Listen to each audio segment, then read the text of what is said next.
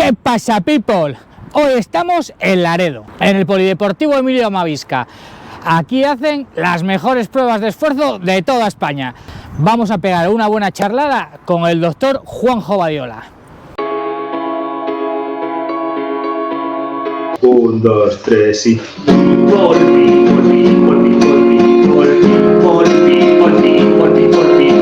I love you.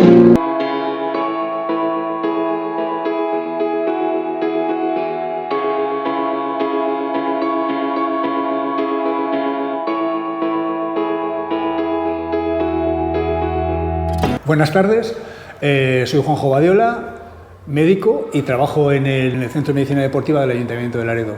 Y me dedico principalmente, pues, como me gusta a mí decir, a la medicina deportiva primaria. Lo primero de todo, darte las gracias, ¿sabes?, por pasar este ratillo con nosotros, que creo que puede ser muy chulo lo que podemos sacar, y gente que está empezando o que está un poquillo más avanzada, pero que tiene ciertas dudas, que muchas veces puedes pensar que es una tontería o tienes miedo de preguntarlas o tal, preguntarlas a alguien que sepa, ¿sabes?, y quedarte tranquilo no tiene precio. Bueno, pues hasta donde pueda ayudaros. Si yo estoy en el sofá y me motivo a hacer el deporte, ¿qué es lo primero que debería tener en cuenta si nos referimos al tema médico? Bueno, también depende de las edades. Si es una persona como tú, que podemos decir que puede ser en un rango entre 25 y 35 años, 40, pues que es una persona que más o menos ha hecho algo de actividad física a lo largo de su vida, pues ponerse unas zapatillas y empezar pues haciendo caco. Días alternos. Y una vez que ha cogido una cierta capacidad, es decir, que ya no se cansa tan fácilmente y demás, pues ya es plantearse un objetivo. Pues, ¿qué es lo que yo quiero hacer? Quiero en 2 años hacer la maratón del Soplao. Bueno, pues entonces tengo que llevar un entrenamiento reglado. ¿Cómo lo puedo hacer? Puedo buscarlos en internet, que hay muchos planes de entrenamiento que pueden servir perfectamente. No te van a sobrepasar en la mayoría de las ocasiones si descansas bien, pero si no, ponte en manos de un entrenador. O te incluyes te introduces en un club, y en ese club siempre hay atletas que han pasado por esos periodos y que te pueden asesorar. Y médicamente, algo que me tenga que mirar en plan para estar tranquilo, pues últimamente se ve mucha gente que le da infartos y cosas así, no sé. Bueno, vamos a ver, si el estado de salud previo es bueno, en un principio podemos hacer lo que hemos dicho, empezar de cero. Pero si tiene algún tipo de duda, pues que simplemente con hacerse una analítica simplemente general, pueden ver si tiene algún tipo de factor de riesgo, y luego con esa analítica pues puede ponerse en manos de un médico que le haga un chequeo. Luego, el tema, siempre que haces un chequeo médico, vas al médico para algo, incluso en urgencias, siempre te preguntan, ¿tienes antecedentes familiares de esto? ¿Tienes antecedentes familiares de lo otro? ¿Tan importantes los antecedentes familiares o simplemente es precaver? Sí, sobre todo en gente joven. Los factores de riesgo cardiovasculares los podemos dividir prácticamente en 2 etapas, hasta los 35 años y a partir de los 35. Se supone que hasta los 35 años podemos tener problemas cardíacos no adquiridos, sino heredados. Esa es la razón por la cual hay que tener mucho cuidado con los niños, con los antecedentes personales, si hay antecedentes en su familia, porque en la gente joven habitualmente son problemas eléctricos y, como hemos dicho, heredados. A partir de los 35 vienen a decir que, bueno, que puede haber todavía casos heredados, pero la mayoría de las ocasiones son cardiopatías isquémicas relacionadas con los hábitos de vida. Entonces, hasta esos 35, 40 años, preguntarle a la gente por antecedentes personales de personas hasta su edad, a ver si ha habido alguna cardiopatía temprana o una muerte súbita inexplicable, pues nos puede dar una cierta idea de hasta dónde debemos de incidir. Pero a partir de los 35 habitualmente incidimos más en los hábitos de vida, porque los factores de riesgo ya vienen, digamos, solapados a esos ritmos de vida. Colesteroles altos, fumadores, sedentarismo, toma de alcohol, contactos con drogas. La mayoría de gente que quiere empezar en esto, normalmente si no haces ejercicio, sueles tener un poco de sobrepeso. El tema, ¿habría que tener algo en cuenta si tienes sobrepeso a la hora de empezar? lo que hemos dicho antes, empezamos con caco, con caminar y correr. Se va bajando peso. Hombre, es una persona que arrastra pues problemas en los tobillos, en las rodillas, pero si es un sobrepeso ligero no va a tener ningún tipo de problema. Las agujetas de los 3 primeros días. Y el ejercicio físico semanal mínimo para llevar una vida saludable, ¿en cuánto podríamos...? Bueno, ahora hay controversias, ¿no? Habla gente de los pasos y del saludable, Para hacer pues yo creo que con 5 horas semanales, 5 o 6 horas semanales sería suficiente. Es que un poco cada vez tiramos más de coche, incluso para hacer 2 kilómetros, y estamos en el trabajo sentados. Entonces, claro, la gente últimamente tira mucho del tema del reloj y el tema de los pasos. ¿Cuántos pasos? ¿Cuántos no pasos? Así es. Entonces, bueno, pues esos hablan de 5 o 6 mil pasos diarios, que estamos hablando, 5 o 6 mil pasos pueden ser 4 kilómetros y pico. ¿Y qué podríamos considerar, por ejemplo, una persona sedentaria? Se habla mucho en las noticias del sedentarismo que hay ahora.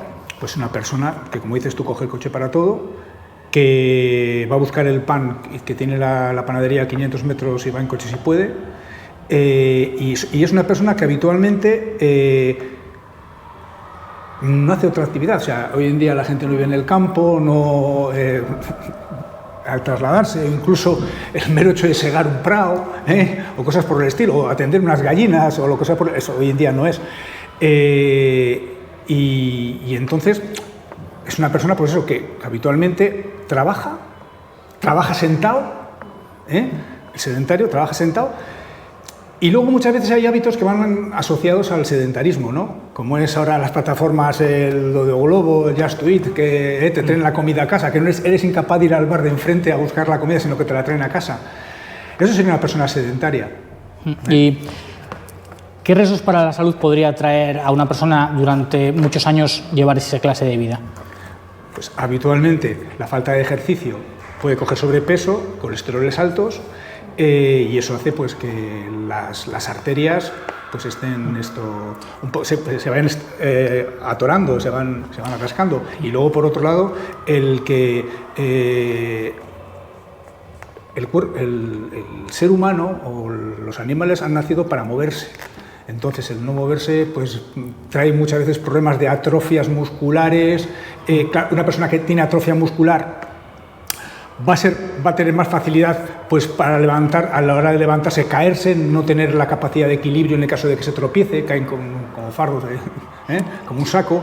Ese tipo de afecciones, con el tiempo, una persona que es sedentaria va a tenerlo. Y con los años hay mucha diferencia en el cuerpo de una persona que ha hecho deporte a una persona que no, porque muchas veces está el típico que te dice, sí, yo conozco a no sé quién que no paraba de correr, que no paraba de andar en bici y le dio un infarto y se murió. Brutal. Hay una diferencia abismal. ¿Cuál es el problema? Que son todos estadística. Entonces vienen a decir, señores, las personas que tienen unos niveles de colesterol altos, o mejor dicho, las personas que tienen un nivel de colesterol bajo, que hacen ejercicio, los americanos lo han buscado ya por todos los lados, que hacen tantas horas de ejercicio a la semana, tienen los niveles de colesterol alto y tienen una vida más o menos, ya digo, activa y demás, pues reducen y no fumadores, que controla la tensión arterial, pues reduce la posibilidad de tener una cardiopatía isquémica en un 60%. Es verdad que con el paso de los años, la posibilidad que tenemos de tener un accidente cerebrovascular o cardiovascular aumenta. Tú puedes ser la persona más sana del mundo con eso y a lo mejor llegas a tener un 4% de posibilidades de tener a lo mejor un accidente de este tipo. Sin embargo, una persona que hace todo lo contrario va a tener un 90%. Empiezas a hacer deporte, no, la primera semana, segunda semana lo coges con muchísimas ganas, pero ¿cuánto tarda el cuerpo en cogerlo por costumbre, en coger una rutina? La verdad es que ahí no sabría decirte, y voy a hablar casi como experiencia personal. Aquí todo es ese beneficio que nosotros psicológicamente captamos, ¿no? El encontrarnos mejor, el que reducimos nuestro peso, en el que a lo mejor una persona que fumaba eso le ha permitido dejar de fumar. He subido a este monte, ya no jadeo tanto, mira lo que estoy viviendo.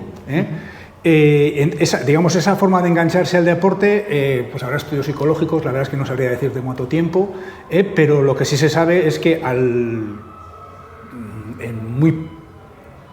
2 años o algo así, muchas veces las personas fumadoras que hacen actividad física y se cuidan y claro, lógicamente dejan de fumar, pues restablecen su función pulmonar en un porcentaje muy, muy, muy alto. Si yo, por ejemplo, me veo un poco pasadito de peso y me apetece salir a correr, porque veo que mucha gente sale a correr y digo, pues por estética, por bajar un poquito de peso, ¿sería correr el mejor deporte en el que más eficientemente se quema? O...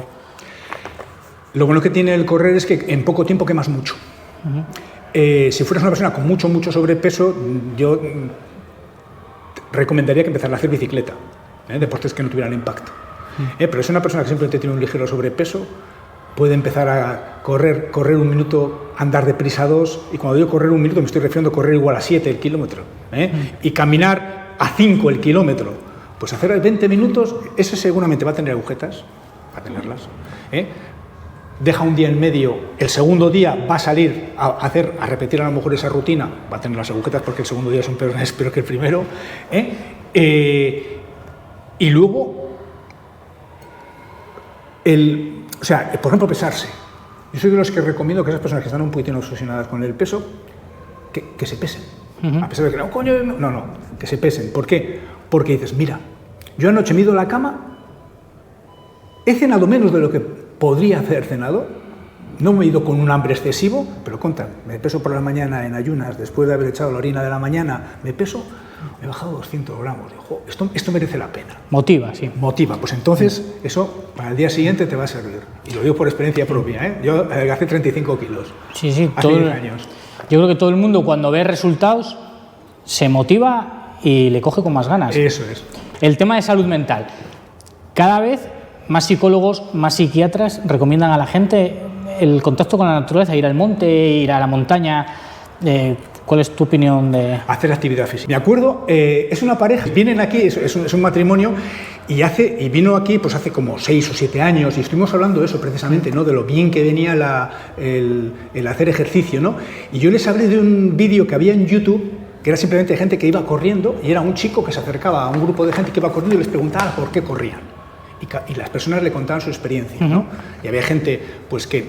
Una mujer, pues lo que sé, pues que hablaba de que era la forma de salir de un trance con un familiar que estaba muy enfermo. Otra se confesaba, hace mentira que se confiesan a una persona que le pregunta simplemente por la calle por qué corre, pues yo qué sé, pues que estaba intentando mejorar su vida familiar. Cuando uno sale a correr, solo se preocupa de lo cansado que está. Eso es una verdad. De lo cansado que está. Entonces, y muchos problemas que son cotidianos, cuando terminas de correr, los has dado una vuelta. Y entonces, y además que se ha visto que el correr produce un aumento de las endorfinas, y las endorfinas no es nada más que nuestra propia morfina, un tipo de morfina que el cuerpo genera para salir al paso del estrés o del dolor. Y un ejemplo, ¿cómo creamos endorfinas? Nos pegamos un martillazo en el dedo y lo que hacemos, metemos en la boca y chupamos el dedo, ¿no? Un poquitín así, damos un poco de masaje con la lengua, y lo que están produciendo las endorfinas lo que hace es producir además eso, pues ese masaje, crear ese tipo de sustancias a nivel cerebral, y a nivel local pues deja de dolerte o te duele menos el dedo. Y incluso gente que tiene muchos problemas para dormir, es que ¿no crees un poco que en la sociedad en la que estamos rápido te dan la pastilla en vez de animarte a que hagas un poco de vida más saludable? O... Todo el mundo lo dice, ¿no? Esto, más zapatilla y menos pastilla. Hay una frase por ahí que alguien la ha debido... Y está claro, ir a la cama después de haber tenido un día muy, muy activo te va a ayudar a conciliar el sueño. Y para alguien que quiere empezar, una rutina así un poco tipo, ¿alguna recomendación? O que lo busquen por internet, que hay un montón. Lo primero, las ganas... Unas zapatillas cómodas, lo que hemos dicho antes. Correr 1 minuto, 2 andando. Correr 1 minuto, hacer una rutina de 20-25 minutos ese día. Descansar al día siguiente y al día siguiente volverlo a hacer. Y una vez que él vea que la cosa que le va, o sea, que le resulta rentable, porque al final esto es la búsqueda de la rentabilidad psicológica, física o lo que fuera, pues lo que hemos dicho antes, Internet es hoy en día una puerta para que la gente que quiera iniciar, incluso un reloj como Garmin, tú le puedes decir cuál es tu objetivo. Esta mañana a mí me decía el reloj que tenía que hacer 3 series a nivel umbral de 7 minutos. No suelo hacerlo caso nunca, pero esta mañana que yo había dicho voy a hacerlo caso. Entonces, ese tipo de... Si duermes bien, ese tipo de entrenamientos que hay en Internet, que son muy genéricos, no te van a sobreentrenar, y sin embargo vas a tener muchos beneficios. Otra cosa es que tú ya busques un rendimiento algo mayor, tengas un poco más de prisa, te pongas en manos de un entrenador personal, que para eso están y lo hacen fenomenal. ¿No crees un poco... mucha gente puede empezar por el tema de Instagram o de YouTube, de ver a alguien muy motivado, que te pega su motivación y a la vez que las redes sociales pueden ser bueno para eso, también puede ser malo porque hay mucha mentira y puedes llegar a creer que alguien consigue esos resultados en ese tiempo o que todos son en realidad los hermanos de Kilian y tú te ves mal y ves que los demás no paran de publicar lo bien que lo hacen, lo bien que les va y un poco la desmotivación te pueda llegar. Yo soy de los que pienso que lo bueno que tiene el deporte es que nos pone a cada uno en nuestro sitio. Y es que a no ser que seas un tarao, con perdón de la expresión, yo cuando salgo a correr y salgo una carrera, y a vosotros os habrá pasado, yo a los 5 minutos de la carrera sé qué grupo voy. Y seguramente voy a entrar en meta con ellos. Entonces, la gente lo que tiene que pensar es que, primero, hay que huir del típico finisher que en un año quiera acabar los 70 kilómetros de soplo, que habrá alguno que lo haga, ¿eh? Hay gente pues, que digamos que de serie traen una capacidad física buena, pero yo creo que hay que empezar poco a poco y luego, si tú sigues en Instagram a gente que tiene empaque, es decir, pues un ejemplo como puede ser Kilian, o en el triatlón el Blumenfeld, el Gustav Iden, este tipo de gente, y dices, no, les ves entrenar, ves lo que sudan, las horas que entrenan y demás, y es cuando te das cuenta que para poder llegar a eso, además de tener algunas características genéticas, tienes que entrenar como ellos. Entonces, lo que no puedes es ponerte en manos, o sea, mejor dicho, o hacer seguimiento a la persona que en Instagram está todo el día de postureo. Pero yo pienso que a esas personas se les ve. O sea, tú cuando entras en un perfil de Instagram o de YouTube, ya más o menos ves si esa persona va de farol o es una persona a la que puedes seguir. El tema de las metas. Al final una meta es algo que te puede motivar, pero si no conoces mucho o te vienes un poco arriba, no puedes llegar a elegir una meta demasiado grande. ¿Algún consejo? Que siempre se vea de muy bajo a muy alto.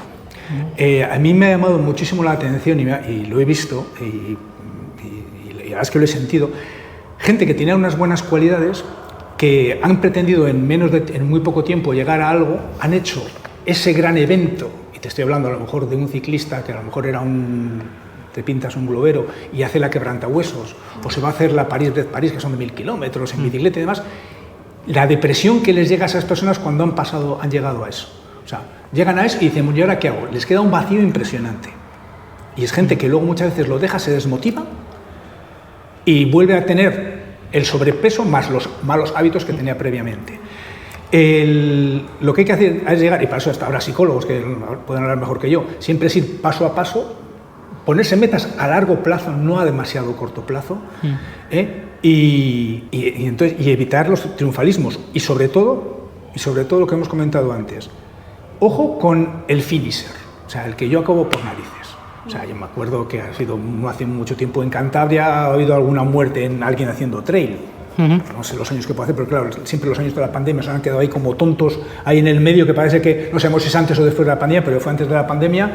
Pues una persona pues que haciendo un trail pues tuvo una muerte súbita, pero es que vamos, la gente dice que tenía todos los puntos por tenerlo, llevaba muy poco tiempo haciendo actividad física, venía de una vida un poco loca, y entonces lógicamente ese tipo de personas pues las cosas hay que ir, las adaptaciones, lo vemos a la hora de correr, a la hora de mover peso, en el gimnasio y demás, las adaptaciones vienen poco a poco, y entonces bueno pues el conocerse, el hacer actividad física nos hace conocernos.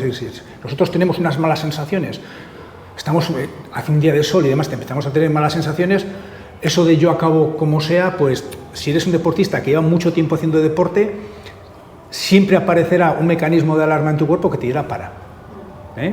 la cambias, este año. Siempre te dirá, vete para casa. Otros, sin embargo, dicen, no, yo aguanto, y a lo mejor luego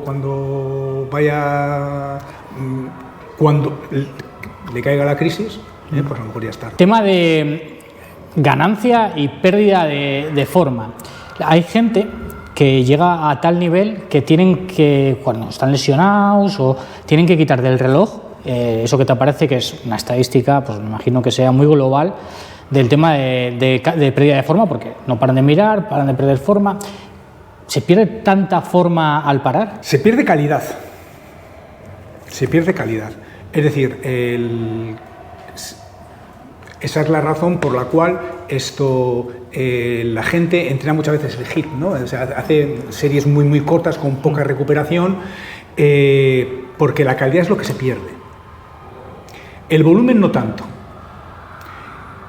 Y hasta el punto que se ha visto hace años, el famoso tapering, que se hace antes de una competición y demás, que está muy de moda, ahora todo el mundo habla pues de ello. eso se descubrió porque eran atletas, sobre todo en atletismo, que hacían una burrada de kilómetros, y resulta que cuando les iba a llegar la competición, poco tiempo antes de la competición, ¡pum!, la típica lesión de estrés. Casos de gente que a lo mejor tenía una fisurita en uno de los metas del pie. Entonces esa gente, coño, tengo que parar. Entonces dejaban de hacer su actividad de correr y se dedicaban a lo mejor una semana o dos a hacer bicicleta y demás. Como una fisurita suelda muy fácilmente, pues volvieron a la competición, coño, y una buena marca. ¿Qué ha pasado aquí? Entonces empezaron a buscar cuáles podían ser las reacciones fisiológicas, y entonces vieron pues que con el tapering dicen, bueno, vamos a reducir mucho el volumen y vamos a mantener la chispilla unos días, así, de forma intermitente. Y se ha visto por ahí no se pierde tanto, o incluso ganaban, hacían una mejor marca. Pero está claro que se pierde. O sea, hace años había un término que decía que el consumo máximo de oxígeno era algo que era un tope, que tú lo tenías ahí, que era muy difícil subirlo, pero que no lo ibas a bajar. Y se descubrió que no, que un consumo máximo de oxígeno, si cogemos a una persona, la metemos 7 días encamada y le hacemos una prueba de fuerza a los 7 días, has perdido forma física. No, es así, pero se recupera fácilmente. ¿Qué es el VO2 max? Es la cantidad de oxígeno que es capaz de extraer el cuerpo humano de la sangre. Para poder nosotros generar energía, sobre todo en deportes de resistencia, tenemos que quemarlo a través del oxígeno. Entonces digamos que es el método indirecto por el cual nos viene a decir cuál es nuestra capacidad funcional. Un ejemplo. Nosotros en condiciones basales ahora cogemos una persona, la sedamos totalmente, tiene un consumo de oxígeno que aproximadamente suele ser 3,5 mililitros por kilo minuto. Cuando hacemos el electro a una persona que está ahí tumbada tranquilamente, y ese metabolismo basal se llama MET, metabolismo tal, una palabra en inglés. Yo cuando hago a una persona un electro en la camilla, aproximadamente estamos a 1,4 METs, es decir, multiplicamos por 0,4 nuestro consumo. Es decir, cuando estamos ahí relajados también, pero despiertos, tenemos un consumo de oxígeno, pues a lo mejor, yo qué sé, que pueden ser alrededor de 5 mililitros kilo minuto de peso. Cuando hacemos una prueba maximal y calculamos el consumo máximo de oxígeno, que nos puede dar, por ejemplo, una persona que tenga 60 mililitros por kilo, pues 60 mililitros dividido entre 3,5 viene a ser igual 17. Esa persona es capaz de multiplicar su estado basal por 17. Ya no te digo nada, un kilian estos que pueden tener un 22, 23%. Entonces, ¿qué ocurre? Que hay una relación directa entre cantidad de oxígeno que consumes y energía que generas. Entonces, por eso es muy importante tener altos consumos de oxígeno. Por eso todos los buenos atletas en deportes de resistencia tienen unos consumos de oxígeno por kilo de peso brutales. ¿Y cuánto se podría mejorar entrenando el tema del consumo de oxígeno? Pues como hemos dicho antes, en un principio, cuando empezamos a entrenar, como aumentamos nuestra capacidad física, los cambios son muy altos, pero llega un momento en que ya se modifica muy poquito. Llega un momento en que ya tienes un límite. Es como el golf. En un principio empiezas a darle y rápidamente coges un handicap tal, pero a partir de ahí llega un momento que bajar el handicap es un poco más complicado. Pues con el consumo pasa eso. Es decir, hay un límite que está que se ve en esa gente que es tan buena, pero ya pasar de ahí ya no hay, se ve que es un límite fisiológico. Es que también, bueno, te intentan vender los aparatos, estos que como que entrenas, tema Aerofit, tal, que entrenas la respiración con una aplicación del móvil y se supone que te ayuda a ganar consumo. Es que ahora no sabría decirte. Yo conozco aparatos que sirven para mejorar la fuerza respiratoria, que son aparatos que tienen un muelle que lo que hace es producir una resistencia y esos van bien para ganar fuerza muscular fuerza muscular a la hora de la musculatura respiratoria. Yo creo que para un deportista de alto nivel no tendría ningún beneficio.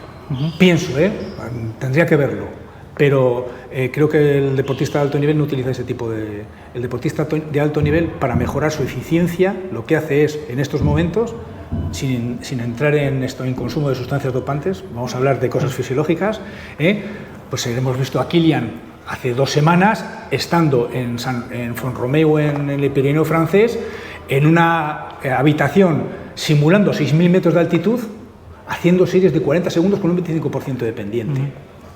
Ahí está ganando eficacia. Es decir, él seguramente su consumo de oxígeno con ese tipo de ejercicios, una vez que baje a condiciones de nivel del mar, no va a tener un consumo de oxígeno más elevado, pero seguramente su eficiencia será mucho mayor. Seguramente sea capaz de correr más rápido para ese mismo consumo de oxígeno. Ahora sí pasamos al tema de la prueba de esfuerzo. Una persona, ¿a qué personas iría más enfocado una prueba de esfuerzo? Si quiero empezar, estaría bien que me la haría. Si tengo X edad. Una persona, un chaval de 20 y pocos años, que desde el punto de vista médico, Sí, ya no desde el punto de vista de capacidad funcional, para ver cuál es su límite de cara para programar sus entrenamientos. A nivel como prueba es sanitaria, vienen a decir que 35 años, las guías vienen a decir que a partir de los 35 años. Antes no lo recomiendan tanto. Yo sí, por lo menos un electro en reposo, sí, porque hay muchas veces que un electro en reposo nos enseña mucho. Y luego, por otro lado, lo bueno que tiene una prueba de esfuerzo es que nos puede dar lo que hemos dicho antes, el límite de esa persona. Es decir, mira, sale de aquí diciendo, mira, tienes una capacidad de 11 METs, que eres capaz de multiplicar por 11 tu metabolismo basal. Pues mira, hay unas guías por ahí que dicen que una persona que tiene una capacidad de 11 METs, si quiere mejorar, estos son los ejercicios que debería hacer. Hay unas guías que...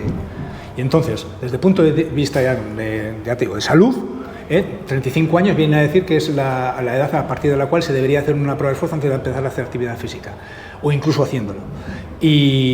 Pero yo les hago, a los chavales de 15 años yo les hago una prueba de esfuerzo. Sí, la verdad que cada vez los chavales más jóvenes son como profesionales. Sí, no, pero desde el punto de vista, porque así llevan teniendo electros en reposo, electros en esfuerzo. Claro, yo aquí llevo 29 años, ¿no? Entonces, me hace ilusión. El otro día vino una chica de cántabra que corre trails y corre muy bien. Y claro, entra por la puerta, claro, yo nombre y apellidos pues no me acuerdo si ya paso por aquí nunca. Y entonces, al cabo de un rato, me dice, no, si yo he estado aquí hace años porque yo jugaba al baloncesto. Contra.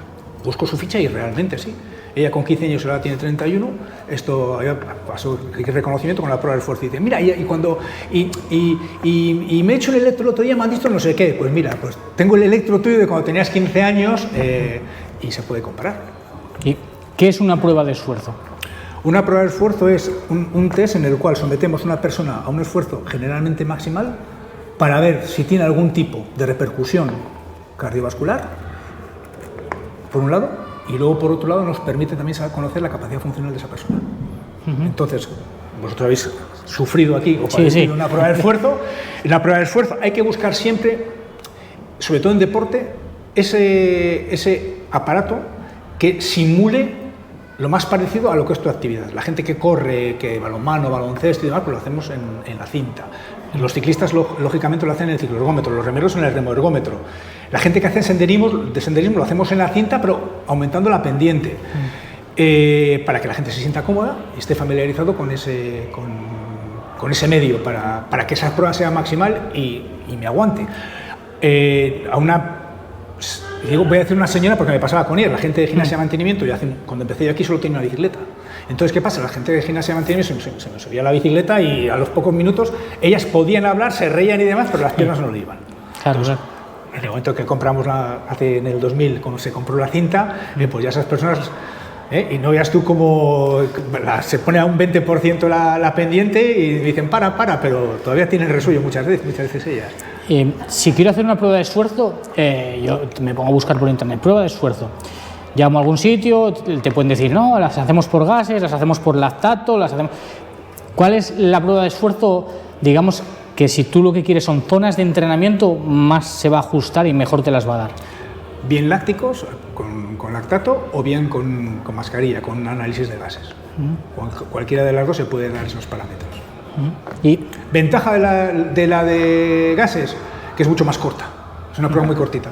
En 12, 13, 14 minutos se ha hecho. Luego la de lactato, ya sabéis que de eso estamos hablando del cuarto escalón y os quedan otros 3 o 4. Está muy de moda el tema del lactato por los noruegos estos que hacen... Lo que hemos dicho antes. Sí, que hacen entrenamiento. De los hermanos estos de Birsen. Sí, que cada cierto tiempo se hacen prueba de lactato y lo tienen todo muy controlado. ¿Qué es el lactato? El lactato es un producto intermedio del metabolismo de la glucosa dentro de la célula muscular. Nosotros cuando generamos energía tenemos unas reacciones metabólicas para producir esa energía, tienen varias vías para producir esa energía, todas las vías están constantemente funcionando todas, lo que pasa es que unas son más importantes que otras dependiendo de la intensidad del esfuerzo.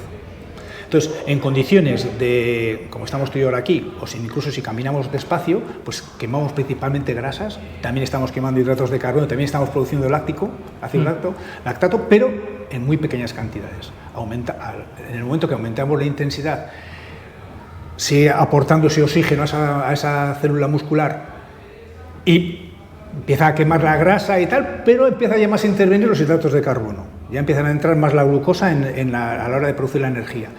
Cuando aumentamos mucho más la intensidad,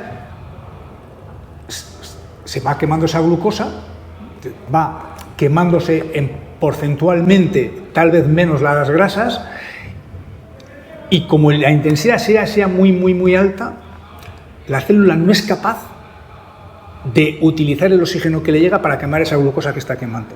Entonces empieza a crear un subproducto que se llama lactato. El lactato es un producto que se queda ahí en la célula, está pendiente que en el momento que bajemos un poco la intensidad pueda entrar en la mitocondria para generar esa energía, o si no, sale a sangre, va al hígado y en el hígado se produce glucosa. La glucosa vuelve a la sangre y es más fácil que pueda entrar otra vez al músculo. Y si yo lo que quiero es mejorar, y entreno para mejorar ritmos altos, ¿cómo mejoraré? ¿Fabricando menos lactato a pulsaciones más altas o reciclándolo mejor? No, produciendo... Eso habría que ver, y te voy a decir por qué. Porque para poder saber verdaderamente lo que está ocurriendo en la célula muscular, en un principio nosotros, en base al lactato en sangre, cuando lo tomo en la oreja o en el dedo, nos viene a decir más o menos lo que está ocurriendo en la célula, pero no lo sabemos totalmente a ciencia cierta. Para poder saberlo habría que hacer una biopsia. Una biopsia es coger una especie de lápiz, una aguja un poco gorda, que te pega un calambrazo ahí y te coge un trocito y miden a ver. Entonces, se sabe que con el entrenamiento nosotros producimos, cuando ganamos en velocidad de crucero, estamos produciendo menos lactato para una determinada velocidad. A lo que voy, si tú antes estabas corriendo a 4 kilómetros y tenías una producción de lactato, con el entrenamiento estarás corriendo para esa producción de lactato seguramente a 3:40. Eso es la mejora. O corriendo a 4 kilómetros estarás produciendo menos láctico. Pero hoy en día se está viendo también que es muy importante en los deportes de resistencia, sobre todo tipo trail, ¿no? Que es sube-baja, o sea, produces igual láctico, bajas, tal. El utilizar ese lactato como combustible, no que vaya al hígado, sino el mismo lactato, la famosa lanzadera de lactato, no solamente hacia afuera de la célula que vaya al hígado, sino también dentro de la propia célula muscular, y Y se está viendo gente como Kilian, de vez en cuando suelta una perla y lo ves, ¿no? Yo sigo, ya lo comenté con vosotros, ¿no? Yo sigo a gente que corre en YouTube y demás, y está el que llamáis vosotros Polini, Álvaro de la Pinta. Entonces Álvaro estuvo durante un tiempo llevando los entrenamientos de Kilian, que eran unos entrenamientos genéricos, pero a mí me llamaba mucho la atención los periodos entre series.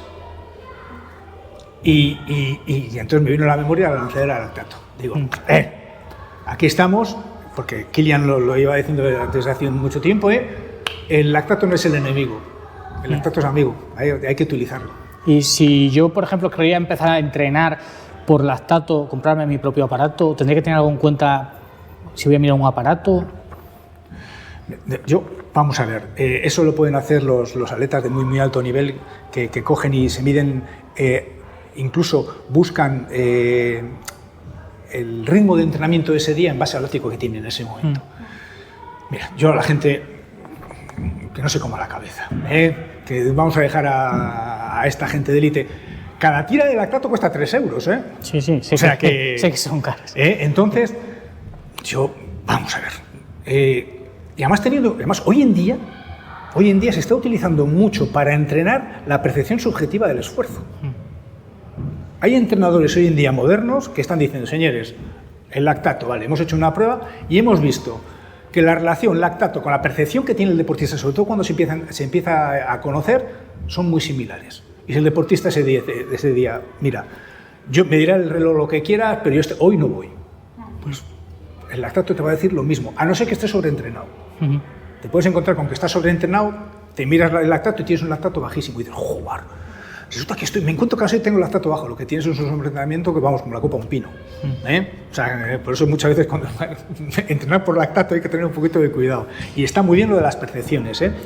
A mí siempre me ha gustado que la gente que entrena y que busca un rendimiento, ahora está la variabilidad de la frecuencia cardíaca. Pero hay otras sensaciones como pueden ser, me levanto por la mañana, tengo ganas de entrenar, sí o no. Incluso la puedo valorar del 1 a 5, cuántas ganas tengo para entrenar ese día. ¿Qué tal he dormido? O sea, la calidad del sueño. Si tengo hambre. Si esos parámetros tú los valoras y tal, los miras con una cierta perspectiva. Si te haces una tabla, es coño, cuando yo estaba cansado, que me lo dice la variabilidad de la frecuencia cardíaca, estoy viendo que los otros parámetros tienen también ciertos altibajos. Entonces, el conocerse va francamente bien. De hecho, Kilian hace poco publicó en Instagram el tema de los mejores recoveries que había en el mercado. El primero que puso fue dormir, el segundo que puso fue comer bien y luego ya temas así, o sea, de gastarse dinero ni de nada, simplemente supernaturales y una forma de prevenir el sobreentrenamiento muchas veces es ver, si llevas una tabla de estas, lo miras con cierta perspectiva, sobre todo si haces la típica grafita, ¿no? En la grande, dices, aquí, ahí estoy yo viendo algo. La razón, claro, nos podemos sobreentrenar porque entrenamos mucho o porque no descansamos lo suficiente. Si tenemos una serie de problemas personales que nos hacen que no descansemos, pues lógicamente a lo mejor las cargas de entrenamiento no son altas, pero no descansamos y al día siguiente vamos a encontrarnos mal. Y si eso lo vamos repitiendo, nos vamos a terminar encontrando con que estamos en un estado de sobreentrenamiento sobrevenido, muchas veces crónico. Porque un sobreentrenamiento agudo es el que tenemos después de una semana de impacto. Pero el crónico es el que no le vemos venir. ¿No te parece un poco también que puede pasar el efecto contrario de...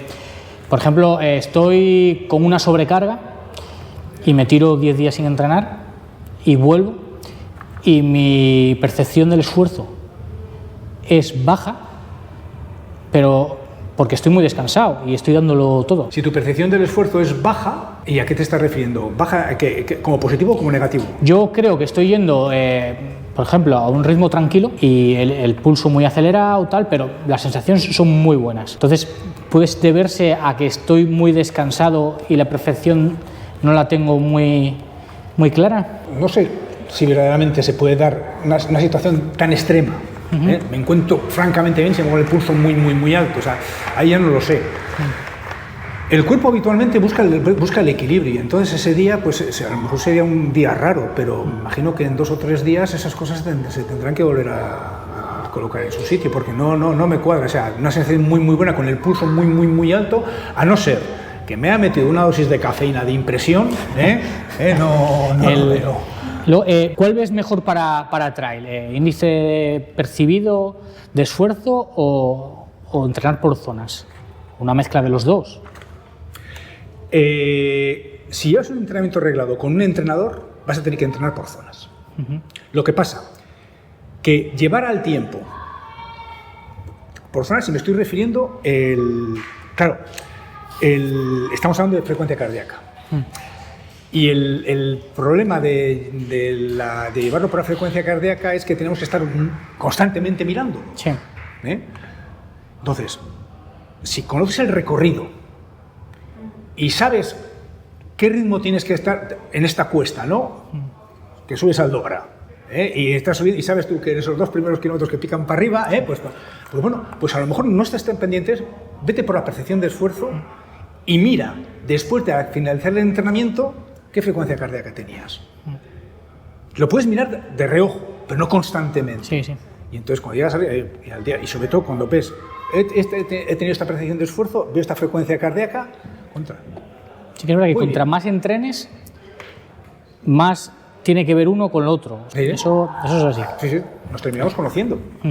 Sí, a base de entrenar, es que te acabas conociendo más o menos en qué pulsaciones vas. El otro día estaba viendo un vídeo de este hombre, ¿cómo se llama?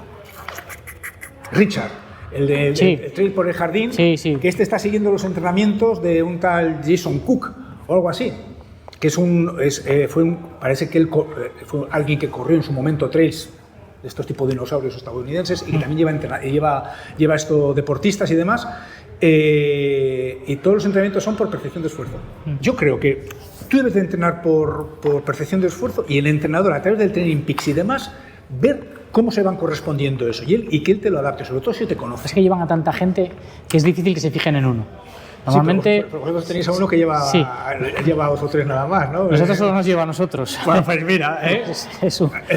pues mira, ahí tenéis una suerte horrorosa. La verdad que sí, y todos los días lo mira, en cuanto te pasas te escribe, te has pasado, tal. Eso es suerte. ¿Sí? ¿Qué son las zonas de frecuencia cardíaca? Las zonas de entrenamiento. Zonas de entrenamiento. Las zonas de entrenamiento. Las zonas de entrenamiento son unas zonas en las cuales estamos priorizando un tipo de metabolismo de cara a mejorar nuestro rendimiento. Entonces, van habitualmente de 1 a 5, incluso de 1 a 7, pues son unas zonas en las cuales las primeras pues puede ser recuperación, la segunda ya sería un entrenamiento aeróbico extenso, en lo que quemamos principalmente grasas, luego ya tenemos una zona en la que va acercándose aeróbico intenso, la zona de la transición, en la cual ya empiezan a aumentar ya la incidencia de metabolismo de la glucosa, y esas zonas tienen un paralelismo con una determinada frecuencia cardíaca. Entonces, cuando nosotros entrenamos en esas zonas de frecuencia cardíaca, se presupone que estamos entrenando en esas zonas metabólicas. Y entonces, un entrenamiento de larga duración, que te mandan salir en bicicleta 3 horas, en llano, que será un aburrimiento de 3 pares de narices, y te dicen, bueno, mira, no pases de Z2, pues vas quemando grasas, principalmente. Y Z1, ¿no? Zona de recuperación sería. Sí. ¿Qué opinas de la recuperación activa? Por ejemplo, el domingo me meto una paliza. ¿Mejor descanso o recuperación activa? Si es una recuperación activa de las de libro, mejor la recuperación activa. Mover la sangre siempre ayuda. Es que lo que no puede ser es que te mande el Garmin que vayas a un ritmo de 5:30 y como estás ese día tal, es que es un día de recuperación, te vayas a 4:45. Entonces, que bueno, que sobre todo cuando entrenamos de esta forma tan anárquica, sobre todo cuando no llevamos un entrenamiento reglado y demás, nos puede venir muy bien. Hay gente que ha estado entrenando a su bola y les ha ido francamente bien, y que en Cantabria tenemos algunos ejemplos, gente que ha entrenado durante muchos años a fuego, todos los días monte, le ha ido muy bien. Llega un momento en que ya esa mejora, ¿no? O te aparecen nuevos corredores por ahí, gente más joven que te empieza a pasar y demás, y empiezas a preocuparte, ¿no? Y ahí es un poco más complicado el seguir a esos ritmos. Y es cuando empiezas a buscar otro entrenador, pero claro, tú ya estás maleado, y te es un poco complicado. Y por eso te digo que si llevas un entrenamiento reglado y te corresponde hacer un Z1, o sea, una recuperación. Hazla, pero hazla de libro. Pues correr a 6:30, pues a 6:30, ponte. Mucha gente peca cuando empieza precisamente de eso, de lo único que quieres es correr más rápido el martes que el lunes, correr más rápido el miércoles, y cada vez está más demostrado y cada vez la gente se conciencia más de que los ritmos bajos te van a llevar más lejos que los ritmos altos. Exactamente, es lo que se llama el entrenamiento polarizado. Viene a decir, señores, vamos, menos entrenar en la zona del umbral, un poquito por debajo y un poquito por encima. O sea, esa es la... Viene a decir que puedas hacer una tirada tal a ritmo umbral, sobre todo si quieres buscar un ritmo, por ejemplo, una maratón en asfalto y demás, pero sobre todo entrenamientos por abajo y por encima. Y dejar esa zona media y... O sea, que es normal, ¿no? Porque es que además te comes la cabeza rápidamente, porque rápidamente Strava te dice que ese recorrido que has hecho hoy lo has hecho más lento que la otra vez. Te hunde, sí. Porque ya no solamente ya son los segmentos, que a lo mejor pretendes no entrar en los segmentos a ver cómo te han ido, pero es que te está diciendo que la actividad de ese día, que a lo mejor ha sido correr 15 kilómetros, claro, como te guarda también la localización, te dice por dónde has ido y demás, luego vas y dices, que es que voy menos, te empiezas a comer la cabeza. Pues no, si llevas un entrenamiento arreglado y confías en tu entrenador, sigue esos pasos. Confiar en el proceso, pero es difícil entender que si quieres ir más rápido no tienes que correr más rápido. Para eso están luego los segmentos y los test. Cuando un entrenador te dice, mira, hombre, y sobre todo la gente que compite mucho, lo tiene que notar. Sí, no, el nuestro es mucho de test. Haces un test cada cierto tiempo y ahí ves la mejora, no en el día a día. Eso es. Y la verdad que se nota muchísimo de hacer las cosas bien a correr como un pollo sin cabeza, y además que una persona muchas veces que está fuera tiene más perspectiva de tu estado de forma que tú. Ah, por supuesto. Sobre todo ella tiene un entrenador que tiene un feedback con el deportista, como decías tú. Es complicado, porque claro, primero cobran poco y luego y sacan sus dineros a base de tener muchos deportistas. Entonces, pero si tenéis la suerte de alguien que está motivado como entrenador, que empieza, que le gusta, que mira números y demás, pues para cambiar siempre se está a tiempo. En un momento determinado, pues mira, pues su método no me convence, pero hombre, por lo menos darle un tiempo de confianza. Hablar un poco del tema del pulsómetro. ¿Crees que el pulsómetro es necesario? Sobre todo al empezar, a veces hay pulsómetros que te avisan incluso cuando estás durmiendo, si te pitan si se bajas una determinada frecuencia cardíaca. Bueno, el pulsómetro está bien, pero ya te digo, para mirarlo con cierta perspectiva. A no ser que tengas prescrito no pasar de unas determinadas pulsaciones, estamos hablando de personas que a lo mejor tienen problemas cardiovasculares y les han dicho que no pueden pasar de una determinada frecuencia cardíaca. La gente que habitualmente entrena puede mirar solamente el pulsómetro de vez en cuando y, eso sí, analizarlo después al llegar a casa, a ver si se ha cumplido la perspectiva y si ha tenido una relación con las percepciones que él ha tenido. Pero mirar el pulsómetro constantemente, vamos... O sea, falla mucho el pulsómetro del reloj. ¿El de muñeca? Sí. Vale, el de brazo funcionaba muy bien. El de brazo van fenomenal. Muy bien, sí, muy bien. Vosotros creo que lleváis coros, me ha parecido veros. Yo tengo uno de marca Copsco que es Chinorris y va de cine. O sea, va muy bien, sí. Va de cine. Primero tuve uno más, digamos, una primera edición que le tengo por ahí. Y sin embargo yo me he comprado otro para mí que va. Es más, y se está viendo, ves muchos triatletas, antes de ayer ha sido la carrera del Pendo y muchos lo llevaban, triatletas que lo llevan, en remo lo llevan, pero ya en remo el año 2021, creo que fue el Double School irlandés, que fue, claro, los Juegos Olímpicos se hicieron en el 2021 por lo de la pandemia en Tokio, y yo creo que coño, ¿qué llevará este? Este no lleva una banda como el Freddie Mercury aquí puesta, no era un lector. Pero nunca será tan preciso, entiendo, como el de pecho. ¿El de pecho? Pulsación a pulsación igual no, pero no vamos a hacer esfuerzos de 15 segundos, es decir, vamos a mirar, vamos a ver la tendencia. Bien puesto, ya te digo, a mí el que tengo ahora vamos, no me da ningún altibajo, porque así como el anterior, pues sí, pues porque le entraba un poco más de luz, era una versión anterior, pero ahora me va de cine. Sí, la verdad que va espectacular. Yo no le daba mucho crédito porque digo, eso es como un poco el mismo que el del reloj, ¿no? Y luego la ventaja de no tener que llevar algo en el pecho constantemente rayando, en las mujeres es un poco más complicado y en los hombres también. O sea, yo unas heridas aquí, no, ya son pieles viejas que no aguantan el rozamiento. ¿Y qué es un pico de forma? ¿Qué es el pico de forma que tanta gente habla de...? Bueno, pues eso es, digamos, la panacea, ¿no? Es decir, bueno, yo quiero estar en tal sitio, en tal momento, en mi mejor estado de forma posible. Sería, pues, en el caso de un velocista, esa velocidad impresionante, bueno, siempre al final es velocidad, ¿no? Pero digamos esa velocidad pico en el caso de una persona de 400, ¿no? Que es donde se produce un lactato impresionante, pues eso, ser capaz de aguantar esa última recta de los últimos 100 metros ahí, los 800 también, ahí con unos niveles de ácido láctico elevadísimos.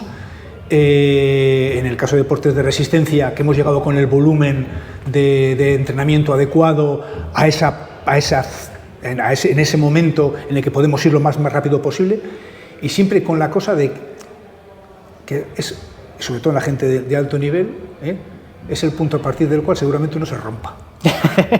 Eso suele pasar, cuando mejor te ves, ¡pumba! Eso es.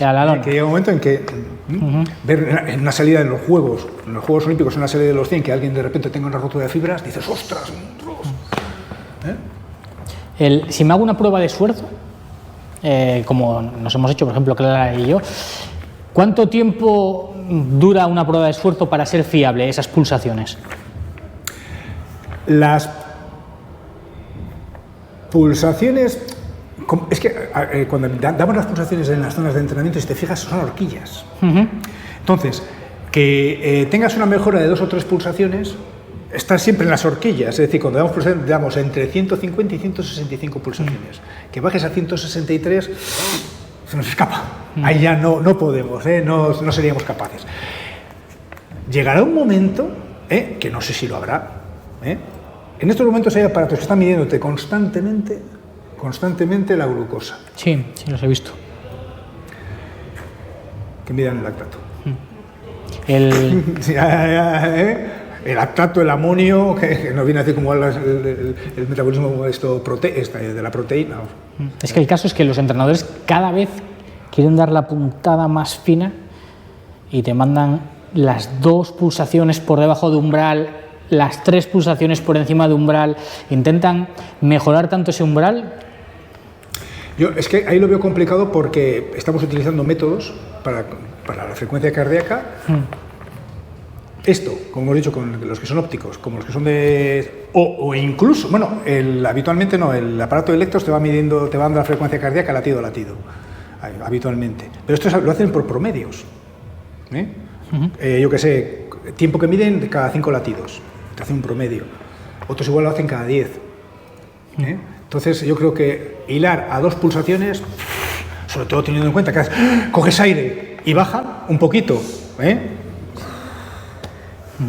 ¿Es frecuente en corredores tener soplos al corazón? Porque a mí me detectaste uno. No, vamos a ver. Un soplo al corazón no es nada más que cuando pasa el corazón por una determinada válvula suena.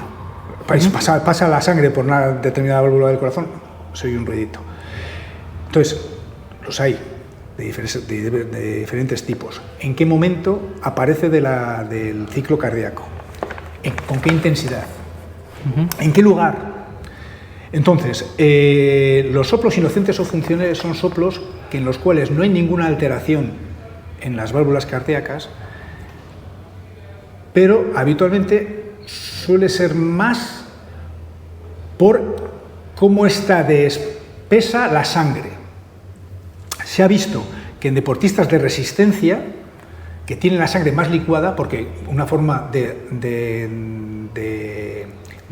adaptarse a los esfuerzos de larga duración es aumentar la cantidad de líquido dentro de la sangre, hacerla más fluida, pues entonces cuando pasa con cierta facilidad, sobre todo a los cambios de postura.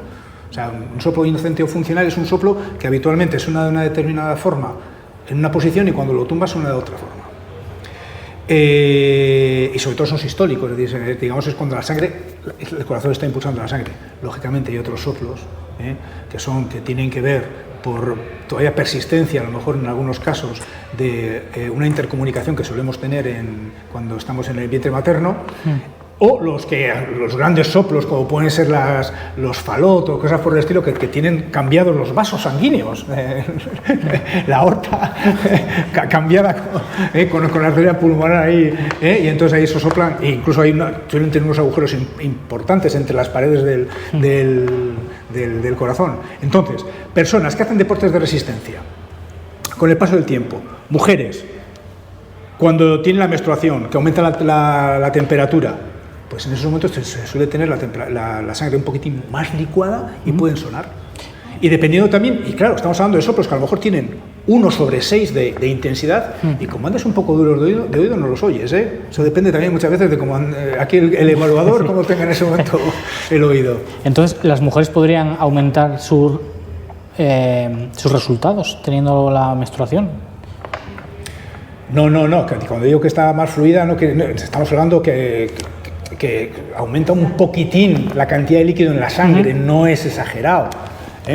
Yo creo que si por ese lado pudieran tener un beneficio, tienen el perjuicio del dolor, del sentirse hinchados, porque habitualmente también tenemos digamos, unas alteraciones hormonales en ese momento, y las mujeres, cuando están en menstruación, muchas veces tienen más retención de líquidos.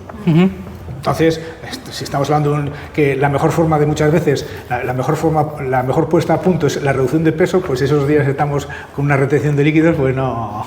Sí, muchas atletas profesionales evitan tenerla tomando pastillas. Regulan con los anticonceptivos, regulan el ciclo menstrual.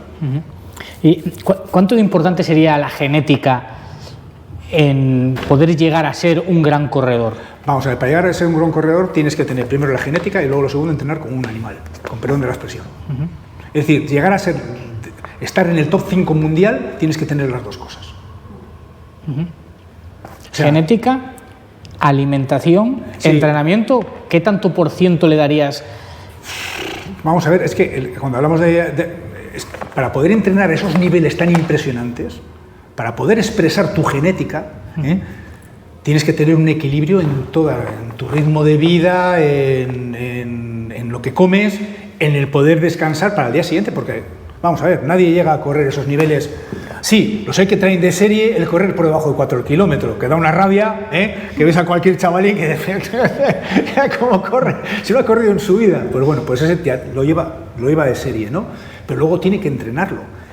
Y si ves cuando ves a los atletas, los entrenamientos que hacen, lo que hemos dicho antes del Kilian, ¿no? O del Blumenfeld, ves, es que, ojo, y no hay que ir tan lejos. Yo tengo en la cuadrilla con la que yo salgo a correr un chico que iba con su padre a dar vueltas preparando una maratón al aeropuerto de Parayas, y ver a ese hombre sufrir el entrenamiento, pues para llegar a eso tienes que entrenar mucho y tienes que cuidarte mucho, y para eso tienes que mantener una alimentación adecuada. Pero sí, que hay por ahí un viva la vida que se toma un montón de cervezas el día antes y tiene un buen tipo, sí, pero no está a su máximo rendimiento. ¿Y puede ser que contra más largo corras, menos importante sea el VO2, menos importante sea la genética? ¿Cómo largo? Distancia. No, cuanto más largo corras, más importante es el VO2. ¿Y cómo es que actualmente se habla de que contra más largo corras, más se equipara los hombres y las mujeres? Vamos a ver, de entrada, dependiendo del tipo de pruebas. Si son unas pruebas en las cuales tenemos, por ejemplo, el metabolismo principal puede ser a lo mejor el de las grasas, en los cuales no es una velocidad mantenida, es una velocidad que vas a ralentí muy bajita, ahí verdaderamente se ha visto. Díselo a Pau Capel, cuando ya llevaba a Courtney detrás, ¿no? O la chica esta, la Paris, la Barclay. Es decir, que son de tan larga duración, es que por otro lado, ya las diferencias, las mujeres tal vez tengan una cierta, tienen más grasa corporal. Sí. A igualdad de pliegues, una mujer tiene más grasa que un hombre. la fórmula te saca, pues tiran más de esas grasas y luego pues que las mujeres también es que, coño, tienen... Son más cabezotas. Pero claro, es que depende, porque, por ejemplo, una maratón vamos a decir que es una prueba de larga distancia, estamos hablando ya de un esfuerzo de muchas horas, ¿eh? Y voy a poner dos ejemplos que siempre pongo cuando hablo con la gente. Tenemos por a este chaval, a Sergio, este Turul, que es el Pitufolo, y luego tenemos a Aroa, la gallega, esta chica, Aroa Sia, me parece que se llama Sia. Creo que Aroa y él han coincidido en un UTMB, creo que han coincidido, y Aroa debía sacar como 7 horas a Pitufolo, como 7 horas. Y estoy convencido que Aroa no gana en una maratón a Pitufolo. Es como dos deportes diferentes, la verdad. Yo a lo mejor voy a correr un 10.000 y a lo mejor gano a Clara. Igual no. Pero estoy convencido que si vamos a hacer los 10.000 de soplado, ella está duchada, comida, ha subido al podio y demás, y Juanjo no entró en meta. Le pasa mucho con muchos chicos que en una de 20 es muy difícil, pero contra más distancia, más se iguala o más puede superarlos. Sí. Ha habido pruebas de larga distancia en las que han ganado mujeres, en la absoluta. Y luego, pues, lo ves en Cantabria tenemos un ejemplo con Azara. Azara, para que Azara ya, pues hombre, ya son muchísimos años estando en alto nivel y tiene que cuidarse mucho y demás, pero Azara, claro, es que entran en meta y están en el top 5, o en el top 10. O Courtney en... Hola, Courtney, sí, vamos, Courtney. Vamos, el ejemplo de alguien con Pau Capel detrás. Sí, eso ya es. Ese vídeo, no sé, vamos. Ahí se carga todas las reglas de. Eso, porque vamos, yo creo que si no ha hecho top 10, bueno, estos los va a hacer en el Mont Blanc. Claro, estamos hablando que es cuando se hacen pruebas a un nivel muy submaximal. Que se está pegando con hombres élite. Sí. No es que venga y gane a Paco el panadero. No. Es que gana a hombres que estarán entrenando sus 40 horas semanales. Porque lo que hablábamos, por muy profesional que seas, si no entrenas como un animal, va a venir otro y te va a pasar. Y me gustaría, para acabar, que si alguien todavía anda con dudas de me animaré a hacer un poco de deporte, a salir a la montaña, ¿qué le dirías a esa persona para que se animase y saliese a correr, saliese a andar? Pues bueno, las estadísticas están ahí. Es decir, el hacer actividad física reduce muchísimo el poder contraer el día de mañana una enfermedad incluso grave. Que estadísticamente siempre hay algún caso que, por muy sano que seas, no haber fumado en tu vida, puedas tener un tumor, o sea, un cáncer de pulmón, pero son casos más extraños. Y luego, por otro lado, que no hay nada como puede ser el subirte a un monte y mirar desde arriba y ver todo eso de ahí debajo y decir, mira, coño, para subir aquí he tenido que hacer un esfuerzo y he llegado. ¿Merece la pena? Sí. Y encima, mira, además ahora con las redes sociales lo puedo enseñar a todos los grupos, decir, mira dónde está el viejo, o no, dónde está el gordito, o lo que sea. Sentirte el rey del mundo, ¿eh? Exactamente. Es impresionante eso. Eso es.